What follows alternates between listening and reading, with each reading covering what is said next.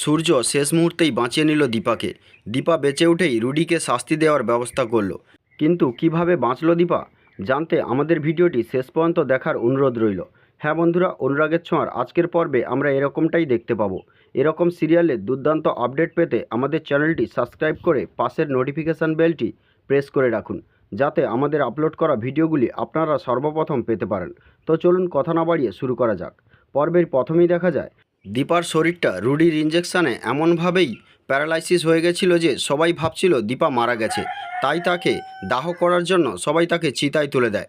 কিন্তু দীপা নানাভাবে বোঝানোর চেষ্টা করে যে সে এখনও মরেনি, সে এখনও বেঁচে আছে, কিন্তু তার শরীরটা সম্পূর্ণভাবে প্যারালাইসিস হয়ে গেছে। কিন্তু তার এ কথা কেউই বুঝতে পারে না। যখন চিতায় তুলে দেওয়া হয় তার চোখ থেকে জল গড়িয়ে পড়ে। তখন সূর্য এটা লক্ষ্য করে, কিন্তু সূর্য বুঝতে পারে না দীপা সত্যিকারে কাঁদছে না তার চোখ থেকেই জলটা গড়িয়ে দীপার গালে পড়েছিল। এমন সময় অবিনাশ শর্মার কাছে একটা ফোন আসে। অবিনাশ শর্মা জানতে পারে দীপাকে যে ইঞ্জেকশনটা দেওয়া হয়েছিল তাতে কোনো মানুষের মৃত্যু হতে পারে না, শুধুমাত্র তার শরীরটা এমনভাবে প্যারালাইসিস হয়ে যাবে যে সে কোনো কিছুরই উত্তর দিতে পারবে না।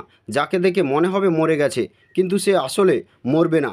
এটা জানার পর অবিনাশ শর্মা তড়িঘড়ি চিতার কাছে যায়। তখন সূর্য দীপার মুখে আগুন দিতে যাচ্ছিল। তখন অবিনাশ শর্মা বলে, দীপা এখনও মরেনি, ওকে চিতা থেকে নামিয়ে নাও, ওর গায়ে আগুন দিও না। এ কথা শুনে সবাই অবিনাশ শর্মাকে প্রশ্ন করে, আপনি এসব কি বলছেন, দীপা তো মারা গেছে। তখন অবিনাশ শর্মা সব কিছুই তাদের সবাইকে বুঝিয়ে বলে যে ওনাকে যে ইঞ্জেকশনটা দেওয়া হয়েছিল তার প্রভাবে ওনার শরীরটা পুরো প্যারালাইসিস হয়ে গেছে, যার জন্য উনি কোনো উত্তর করতে পারছেন না। আসলে উনি বেঁচে আছে। এ কথা জানার পর সবাই মিলে দীপাকে চিতা থেকে নামিয়ে নেয় এবং সবার মনে আশার আলো আসে যে দীপা এখনও বেঁচে আছে। এটা ভেবে তারা আবার হাসপাতালে নিয়ে যায় এবং দীপাকে অ্যান্টিডোট দেওয়ার ব্যবস্থা করে। অ্যান্টিডোট পাওয়ার কিছুদিনের মধ্যেই দীপা ধীরে ধীরে আবার সুস্থ হয়ে ওঠে।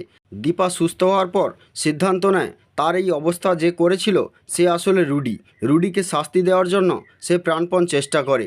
কিন্তু রুডিকে কিভাবে শাস্তি দেবে তা বন্ধুরা জানতে আমাদের ভিডিওর পরবর্তী পার্টগুলো দেখার জন্য অনুরোধ রইল। তো বন্ধুরা, আজকের পর্ব এই পর্যন্ত। আবার দেখা হবে পরবর্তী পর্বে। ততক্ষণে সুস্থ থাকুন, ভালো থাকুন এবং ভালো লাগলে একটি লাইক দিন। Thank you.